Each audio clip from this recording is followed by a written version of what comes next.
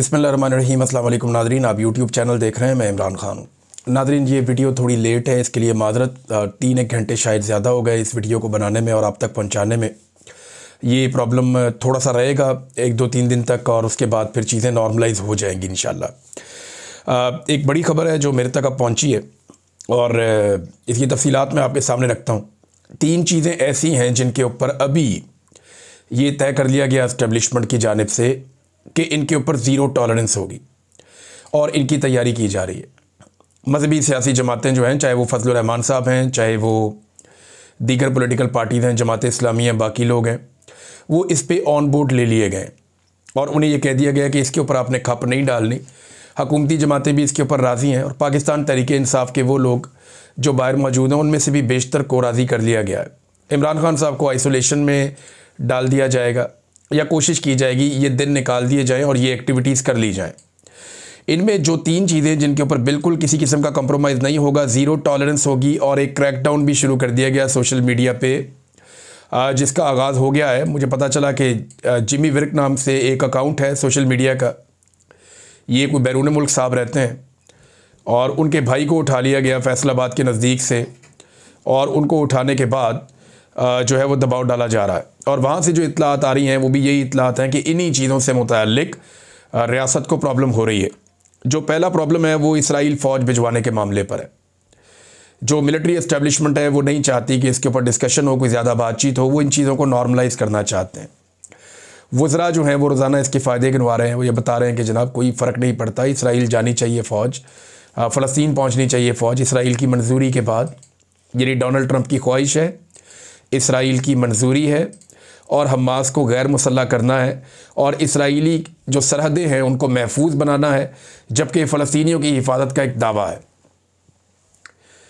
हकीकतन तो ये है कि फ़लस्तीनियों की जो एक मुज़ामत है या एक जद्दोजहद आज़ादी है वो अब हमेशा के लिए ऐसा लगता है कि ख़त्म होने जा रही है, और जो इसराइल नहीं कर सका वो ये फ़ौज कर देगी जो अब जा रही है फ़लस्तीन में या गाज़ा में। तो नंबर 1, इसके ऊपर किसी किस्म का वो कहते हैं जी कोई बात ना करे।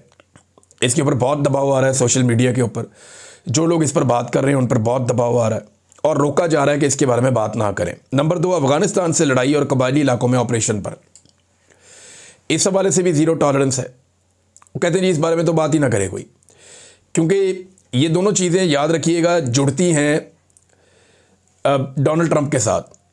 ये दोनों चीज़ें डोनाल्ड ट्रंप की ख्वाहिशात की तकमील में हो रही।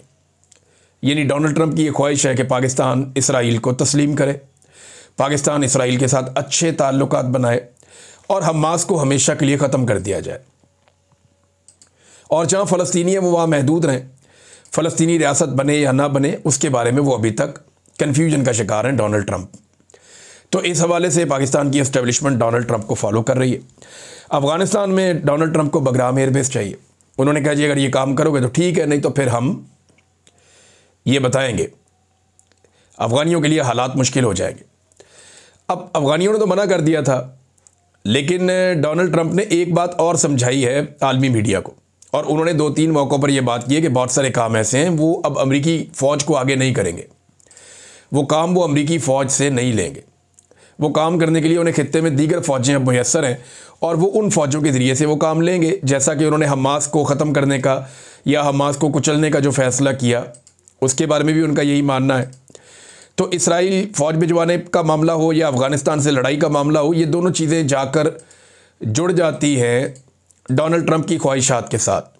और कबायली इलाकों में जो ऑपरेशंस हैं ये तो बड़े लंबे अरसे से चल रहे हैं। देखिए, मेरा एक सादा सवाल है, अगर इसी तरह अमन आ जाता ऑपरेशंस के ज़रिए तो बलूचिस्तान में पाकिस्तान की फ़ौज को गुज़िश्ता कई दहाइयों से फ्री हैंड है। वहाँ पे उन्होंने बड़े खौफनाक ऑपरेशन किए हैं और वो मुट्ठी भर दहशतगर्द है। वहाँ पे बहुत थोड़े लोग हैं, लेकिन उन्हें ताज़ा खून मिलता रहता है जबरी गुमशुदगियों की वजह से, रियासती पॉलिसियों की वजह से, नाइंसाफ़ियों की वजह से और महरूमियों की वजह से उन्हें ताज़ा खून मिलता रहता है। इसलिए उनकी तहरीक चलती रहती है और अब तक पूरे बलूचिस्तान में अमन व अमान कायम नहीं हो सका। बलूचिस्तान में वो इलाके जो छावनियों की तरह बंद कर दिए गए हैं, वहाँ आप कुछ ज़िंदगी गुजार सकते हैं। बाकी एरियाज़ में आप महफूज नहीं होते, किसी वक्त भी आपके साथ कुछ भी हो सकता है। किसी सड़क पे आप ट्रैवल कर रहे हो और कई दहाइयों से फ़ौजी ऑपरेशन वहाँ चल रहा है। अगर फ़ौजी ऑपरेशन मसले का हल होता तो इंतहाई कमज़ोर वहाँ पे जो दुश्मन है उसको अब तक शिकस्त दे दी जाती। ये जो इस तरह की लड़ाइयाँ होती हैं इसमें आपने बयानियाँ खड़ा करना होता है। थोड़े दिन पहले मैंने इस पर तफसीली बात की थी। तो जब बलूचिस्तान में अमन नहीं आया तो अब कबायली इलाकों में अमन कैसे लेकर आएंगे? कबायली इलाके के लोग ये कह रहे हैं और सुहेल अफरीदी भी ये कह रहे हैं और जो उनके हमायती हैं बाकी लोग वो भी ये कह रहे हैं कि ये अमन के लिए तो है ही नहीं ऑपरेशन, ये तो मादनियात के लिए, हमारे वसाइल पे कब्ज़े के लिए ऑपरेशन है और यहाँ से हमारी मादनियात उठाकर ले जाई जाएंगी और दुनिया को बेच दी जाएंगी। और खैबर पख्तूनख्वा के जो कबायली हैं उन्हें क्या मिलेगा? कुछ भी नहीं मिलेगा। तीसरा नुक्ता जो है ना वो आर्मी चीफ़ की एक्सटेंशन का नुक्ता है। मैंने आपसे कहा ना कि 3 चीज़ों के ऊपर क्रैकडाउन भी होने जा रहा है, 3 चीज़ों के ऊपर ज़ीरो टॉलरेंस भी फैसला कर लिया गया है और इन 3 चीज़ों के ऊपर रियासती बयानियाँ बनाने के लिए बहुत सारे लोगों को राब्ता भी किया गया है। यानी इस वक्त वफाकी वज़रा हों या बाकी लोग हों जो एस्टेब्लिशमेंट के ज़्यादा करीब हैं वो इसराइल फ़ौज भिजवाने के फ़ायदे गिनवा रहे हैं। उसको कभी सआदत कहते हैं, कभी कहते हैं मस्जिद अक्सा हमें मिल गई है। तो मुझे वो वीडियो भेजनी है ज़रा इन टाउटों ने कि मस्जिद अक्सा में पाकिस्तानी फ़ौजी खड़े हुए हैं और हिफाजत कर रहे हैं मुसलमानों की। ज़रा वो वीडियो मुझे भिजवा देना जब फ़ौज यहाँ से जाएगी तो।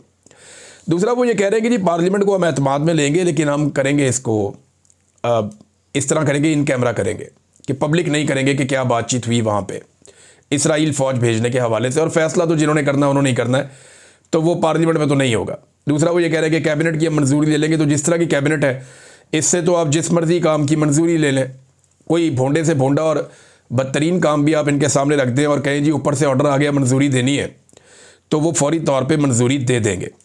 अब आर्मी चीफ की एक्सटेंशन के हवाले से एक माहौल बनाया जा रहा है और रोज़ाना तारीफ़ों के पुल बांधे जाते हैं। कोई ना कोई ऐसा स्टेटमेंट आ जाता है जिसमें आर्मी चीफ की तारीफ़ हो रही होती है, जैसे कि अंसार अब्बासी साहब हैं, अब उनको इस्तेमाल किया गया है। अभी सुहेल बड़ाइश साहब की भी बारी है, थोड़े दिनों में वो भी लिखेंगे कुछ ना कुछ ऐसा। फिर हमारे और बहुत सारे दोस्त हैं, मैं सबको नाम लेकर शर्मिंदा नहीं करना चाहता लेकिन वो खुद शर्मिंदा होंगे। आने वाले दिनों में बहुत सारे ऐसे लोग आर्मी चीफ की तारीफ़ें कर रहे होंगे उनकी एक्सटेंशन से पहले, क्योंकि उन सबको बता दिया गया है कि आपने कम से कम एक एक कॉलम, एक एक प्रोग्राम या एक एक वीलॉग आपने आर्मी चीफ के हवाले से करना है। उनकी तारीफ़ों के पुल आपने बांधने और ज़रा डिफरेंट तरीके से। तो ये सब लोग अपनी अपनी वफादारी साबित करने के लिए बाकायदा अब इसके ऊपर वीडियोज़ बनाएंगे।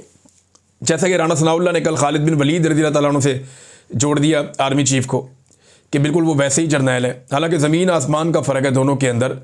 एक उनके जूतों की खाक के बराबर भी नहीं है हमारे आर्मी चीफ इस वक्त। बहुत अच्छे आदमी होंगे लेकिन नहीं, आप मुक़द्दस हस्तियों के साथ ले जाकर आप नहीं मिला सकते। तो अब यहाँ पे जो है वो जो अंसार अब्बासी साहब ने कहा वो ये है कि हाफ़िज़ कुरान आर्मी चीफ के तकर्रुर को मुस्बत पेशरफ्त करार दिया जा रहा है। उनकी क़यादत में फ़ौज के अंदर इस्लामी इक़दार और रूहानी वाबस्तगी को मजबूत बनाने की उम्मीद की जा रही है। तजवीज़ दी गई है कि फ़ौज में तरबियत, नज़्म व ज़ब्त और क़यादत के तमाम पहलुओं में इस्लामी तालीमात को मज़ीद मुअस्सर अंदाज में शामिल किया जाए ताकि पाक फ़ौज ईमान, किरदार और पेशा वराना काबिलियत का इम्तज़ाज बने। अब जब ये आर्मी चीफ आए थे तब आपको इस तरह का कॉलम लिखना चाहिए था ना, ताकि ये काम ये 3 साल में कर देते। अब जब उनकी मुद्दत मुलाजमत ख़त्म होने जा रही है और आखिरी महीना रह गया है तो आपने ये कॉलम निकाल के मार दिया। तो अंसार अब्बासी साहब आप जितने मर्जी समझदार बन जाएं, कौम अब ये बात जान चुकी है कि आप ज़हनी तौर पे लोगों को तैयार कर रहे हैं कि इसी आर्मी चीफ के साथ आपको गुजारा करना है और मैं आपको इसके फ़ायदे गिना रहा हूँ। इससे बेहतर आदमी आपको पाकिस्तान में मिलेगा नहीं। लेकिन अंसार अब्बासी साहब आप मेरे से एक बात लिख कर ले लीजिए, अगर ये आर्मी चीफ तब्दील हो गया तो आप अगले आर्मी चीफ की मदह सराई भी इसी अंदाज में करेंगे। अगले आर्मी चीफ को भी आप इसी अंदाज में ज़मीन और आसमान के कलाबे मिला देंगे और आप ये कहेंगे कि उससे बेहतर आदमी कोई नहीं हो सकता। ये तारीख़ है आप लोगों की। ये बहुत सारे हमारे सहाफ़ी हैं, इनके बाल सफ़ेद हो गए बेचारों के, और ये बड़े मोतबर सहाफ़ी गर्दाने जाते थे पाकिस्तान में, लेकिन इन्होंने हमेशा जूते पॉलिश किए और इन लोगों ने हमेशा आर्मी चीफ़ों की गेमें उठाई हैं और इन्होंने हमेशा जो है वो उन्हें बताया है कि आप तो खुदा के बाद सबसे बड़ा अवतार हैं इस वक्त ज़मीन पे। उनका दिमाग ख़राब करने के अंदर इन लोगों के बहुत बड़े बड़े किरदार हैं। अब नाज़रीन ये इन्होंने कहा आर्मी चीफ़ को आप मज़हब के साथ क्यों जोड़ रहे हैं? फ़ौज के अंदर सिख, हिंदू, ईसाई कोई भी हो सकता है, और ये अब आप क्यों कर रहे हैं? यानी मेरी समझ से बाहर है। यानी इस वक्त ये तारीफ़ें करने का मकसद क्या है? ये एक्चुअली ग्राउंड बना रहे हैं कि जनाब अभी ये आर्मी चीफ मज़ीद कंटिन्यू करेंगे, और ये अभी ये नहीं करेंगे, और बहुत सारे लोग भी ये तारीफ़ों के पुल बांधने वाले हैं। क्या ये इस्लामी इक़दार है कि ख़वातीनों को जेलों में बंद कर दें? मारंग बलोच और दूसरी जो ख़वातीन हैं उनके साथ जो हो रहा है ये इस्लामी इक़दार है। इस्लामाबाद में जो माएँ आई अपने बलोच बच्चों को ढूंढती हुई क्या ये इस्लामी इक़्तिदार है? मासूम बच्चों पे और ख़वातीन के ऊपर ड्रोन हमला हो जाता है, एयरफोर्स का अटैक हो जाता है, ये इस्लामी इक़्तिदार है? आप मुझे बताएं ना, 25,000 बंदा उठा के जेलों में भर दिया, चादर और चार दीवारी का तकद्दुस पामाल करना कौन सा इस्लामी इक़्तिदार है? ख़वातीन को सड़कों पे घसीटना कौन सा इस्लामी इक़्तिदार है? उनकी चादर और चार दीवारी का तकद्दुस पामाल करके उनके बेडरूमों तक घुस जाना कौन सा इस्लामी इक़्तिदार है? जजों की वीडियोस बनाना कौन सा इस्लामी इक़्तिदार है? जबरी गुमशुदगियाँ सहाफ़ियों की, शायरों की, सियासतदानों की और वकला की करना कौन सा इस्लामी इक़्तिदार है? अरकान पार्लियामेंट को अगवा करके, उनकी बहू बहन बेटियों को अगवा करके उन्हें मजबूर करना कि तुम वोट डालो 26वीं आईनी तरमीम के लिए, ये कौन सा इस्लामी इक़्तिदार है? अंसार अब्बासी साहब, आप 10 कॉलमों में इतना नहीं लिखते जितना मैं आपको बता सकता हूं कि कौन सी इस्लामी इक़्तिदार है जिनके ऊपर पाकिस्तान की मिलिट्री एस्टेब्लिशमेंट ने इस वक्त अमल दरामद किया है। मुझे फ़ौज से नफ़रत नहीं है, खुदा की कसम नहीं है, मेरी अपनी फ़ौज है, मुझे इससे मोहब्बत है, मेरे बहुत सारे दोस्त, रिश्तेदार, भाई ये इस फ़ौज के अंदर है, हमें उनसे बहुत प्यार है। लेकिन मिलिट्री एस्टेब्लिशमेंट की गलत पॉलिसी के ऊपर अगर मैं तनकीद नहीं करूँगा तो जो हमने भुगता वो हमारे बच्चे भी भुगतेंगे। अपनी एक बोटी के लिए आप पाकिस्तान का ऊँट ज़िबा ना करें अंसार अब्बासी साहब। आप लोग अपनी नौकरी पक्की करने के लिए, अपने ताल्लुकात सेट रखने के लिए आप लोग ये क्या करते हैं? यानी एक छोटी मोटी नौकरी दिला दी किसी रिश्तेदार को रेलवे में या कहीं और किसी सहाफ़ी ने, या तो ये इसके बदले में कुछ भी करेगा वो। मैं सहाफ़ियों की बात कर रहा हूँ, ये चलता रहता है पाकिस्तान में। अब मैं क्या पोल खोलूँ किसी का? नाज़रीन, एक तो ये आर्मी चीफ़ की जनाब एक्सटेंशन के हवाले से बड़ी तारीफ़ें हो रही हैं। दूसरा, फ़ौज इसराइल कैसे जाएगी, इस पर राना सनाउल्लाह साहब ने थोड़ी सी वजाहत दी, लेकिन एक बात उन्होंने की, उन्होंने कहा जी हमास को गैर मुसल्लह करने के मामले को क्यों पोलिटिसाइज़ किया जा रहा है? राना सनाउल्लाह के बकौल वो कहते हैं कि हमास ने तो ख़ुद मुआहदे पे दस्तखत किए हैं गैर मुसल्लह होने के। तो मैं राना सनाउल्लाह साहब को ज़रा याद दिला दूं कि जिस मुआहदे पे आप लोगों ने दस्तखत किए हैं, हमास ने वो माना ही नहीं। हमास ने अपनी तरामीम शुदा एक नए मुसव्वदे के ऊपर दस्तखत किए थे जिसमें बहुत सारी शराइत हैं। आपने तो शायद राना साहब वो वाला मुआहदा भी नहीं पढ़ा जो डोनाल्ड ट्रंप और शहबाज शरीफ और बाकी लोगों के बीच में हुआ। ज़रा वो मुआहदा आप पढ़ लीजिए जो हमास ने तरामीम के बाद जो शिक्कें सामने आई और जिन चीज़ों पे बातचीत हुई और जिसको एक कामयाबी करार दिया गया डोनाल्ड ट्रंप की जानिब से, ज़रा उस मुआहदे को आप निकाल कर पढ़ लें। और दूसरा, पाकिस्तान हमेशा हमास की हमायत करता रहा है, एक इखलाकी हमायत करता रहा उनकी जिद्दोजहद आज़ादी को। लेकिन आज अगर पाकिस्तान ने इस मुकदमे में हमास को गैर मुसल्लह करने का काम शुरू कर दिया तो कल याद रखिएगा जब मकबूजा कश्मीर के अंदर मुजाहिदीन के साथ यही कार्रवाइयाँ की जा रही होंगी तो पाकिस्तान बेबस होगा, क्योंकि ये एग्जाम्पल एक कोर्ट की जाएगी। आप सिर्फ फ़लस्तीनियों का मुकदमा ख़राब नहीं कर रहे, कश्मीरियों के साथ भी यही होगा। हमास एक ऐसी तंजीम है जो इसराइल के साथ लड़ती है और इसराइल समझता है कि ये दहशतगर्द हैं और अमेरिका भी यही समझता है कि ये दहशतगर्द हैं और इनके साथ ऐसे ही निपटना चाहिए। डोनाल्ड ट्रंप ने अभी स्टेटमेंट दिया है और इसराइली हमलों को उन्होंने उनका हक करार दिया है इसराइल का। ये हाल ही में उनका एक स्टेटमेंट छपा है, तो देखें ना, उनका स्टेटमेंट आ गया डोनाल्ड ट्रंप का कि जी ठीक है, इसराइल का हक है, अब आप अमन का नोबेल इनाम भी उन्हें दीजिए और फिर आप वहाँ पे फ़ौज भी भेजिए और गैर मुसल्लह भी कीजिए। तो इन मामलात के ऊपर ज़ीरो टॉलरेंस है। वो ये कहते हैं जी इन मामलात के ऊपर कोई बात ना करें। कोलेट्रल डैमेज को लेकर नाजरीन हमारे कुछ सहाफ़ी जो हैं वो अब खप डाल रहे हैं, रोला डाल रहे हैं। बड़ी तकलीफ़ हुई मुझे एक वाक़या याद है, लाहौर में उस्मान बुज़दार साहब का दौरे हुकूमत था और CTD ने एक कार्रवाई की थी। वो लाहौर से निकलती हुई गाड़ी को साहिवाल के करीब उसके ऊपर फायरिंग की गई, उसके नतीजे में माँ बाप मारे गए, उनके बच्चे मासूम जो हैं वो हादसाती उस हादसे के अंदर इत्तफाकिया तौर पे बच गए। वो बच्चे बच गए, उनकी वीडियो वगैरह आ गई, हमारे दिल ही फट गए थे और बड़ी तकलीफ़ हुई थी। हमने इस मामले को बहुत ज़बरदस्त तरीके से उठाया था, पाकिस्तान का सारा मीडिया आग बगूला हो गया था कि साहिवाल के अंदर इतना बड़ा जुल्म हो गया। हमने बड़ी गैरत दिलाई उस्मान बुज़दार को उस वक्त, लेकिन कुछ हो नहीं सका इसके ऊपर। आपको पता है खून बहा वगैरह कर आके तो ये मामला निपटा देते होते हैं, लेकिन बड़ी तकलीफ़ हुई थी कि माँ बाप छीन लिए बच्चों से उनके और मार दिए। वो बेगुनाह थे, ना वो दहशतगर्द थे, ना उनका दहशतगर्दी से कोई ताल्लुक़ था। तो इसको कोलेट्रल डैमेज उस वक्त करार दिया गया था। मैंने और तमाम सहाफ़ियों ने बड़ी ज़ोरदार आवाज़ उठाई थी, बड़ा रोला डाला था, मैंने बहुत सारे प्रोग्राम इसके ऊपर कर दिए थे, मुझे आज भी याद है।